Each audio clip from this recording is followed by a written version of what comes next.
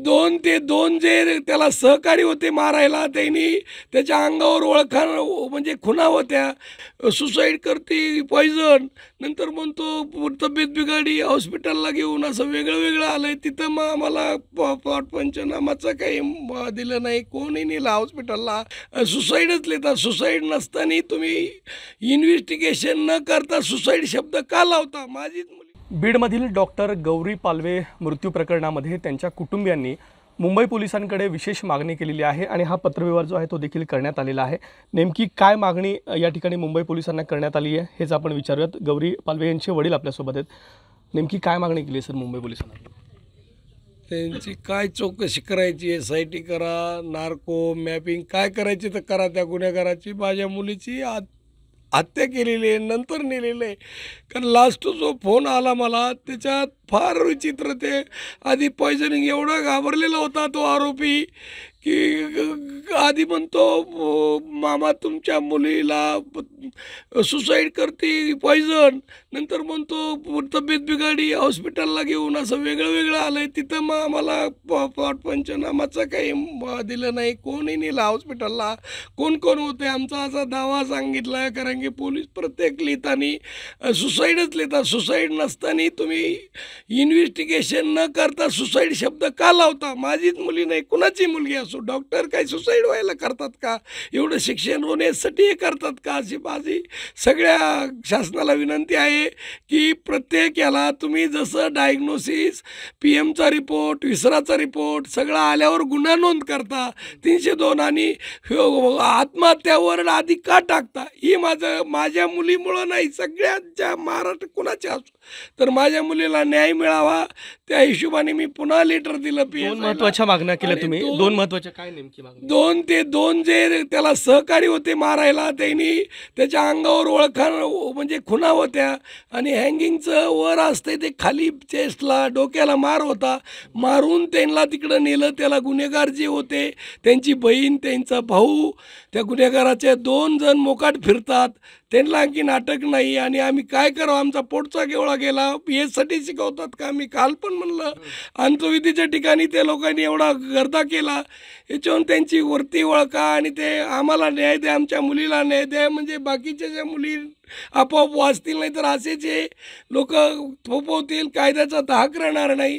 यामुळं मी विनंती करतो शासनाला की ते लवकरात लवकर त्यांना अटक करा. राहिले काल हंबरडा फुडला, श्रीमंताच्या घरी मुली देऊ नका, गरीबाच्या घरी देखील मुली देऊ. हो, मग हे पैसे सगळेच लोक करत नाहीत सर, तसे सगळे श्रीमंत काय असे नाहीत.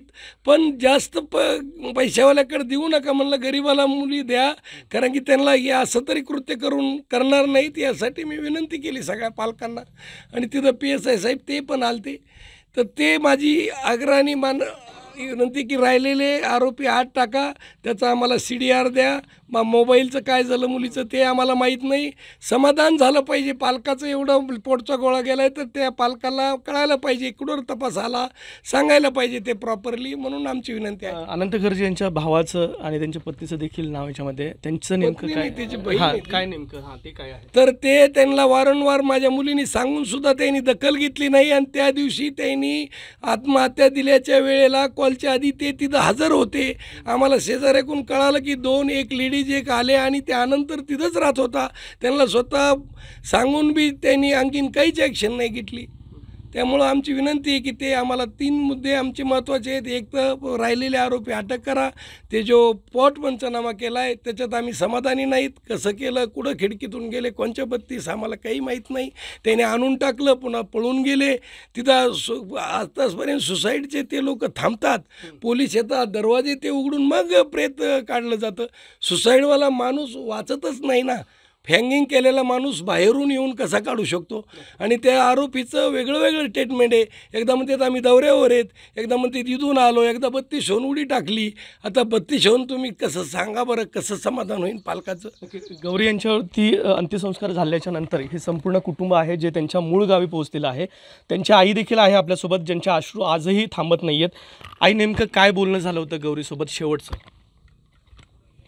गौरीचं आणि माझं नव्हतं बोलणं झालं. आदल्या दिवशी पण त्यांचे भांडणं झाले होते. तर आनंदनीच ह्यांना फोन केला होता, पण मिस कॉल पडले फक्त रात्री 9:30-10ला मिस कॉल पडले. तर मग ह्यांना म्हटलं कॉल करा, कारण आनंदचा असा फोन कधी येतच नसायचा.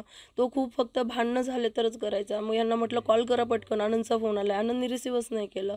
मग नंतर गौरीला बोलले हे, तर गौरी म्हणली ठीक आहे पप्पा, झालं जेवण वगैरे झाले, ठीक आहे झालं, ते मिटलं जिकडे तिकडे झालं.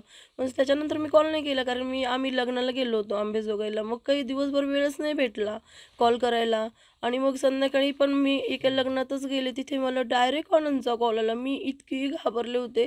1 सेकंद, अर्ध्या सेकंदात मी कॉल रिसिव्ह केला आणि म्हटलं काय, तिकडून रडलेला आवाज आला. म्हटलं अरे गौरी काय झालंय तुला, तू का रडती, मला सांग ना.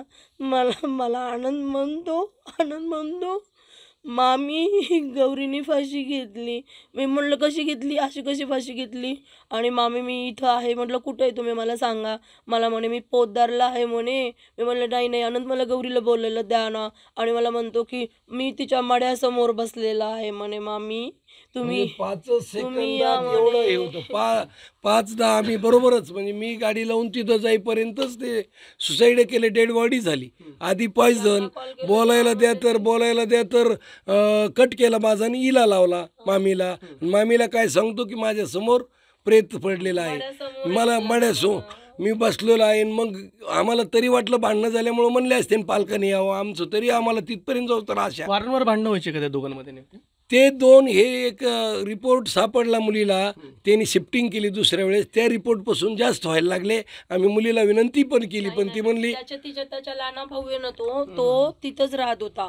त्यांनी गौरीला सांगितलं की भैयाचं असं असं अफेअर होतं, पण त्यांनी त्यावेळेस ते रिपोर्ट नाही सांगितले. फक्त म्हणला भैयाचं असं असं अफेअर होतं आणि दिदीने भैयाला समजून सांगितलं, म्हणून भैया लग्नाला तयार झाला वहिनी.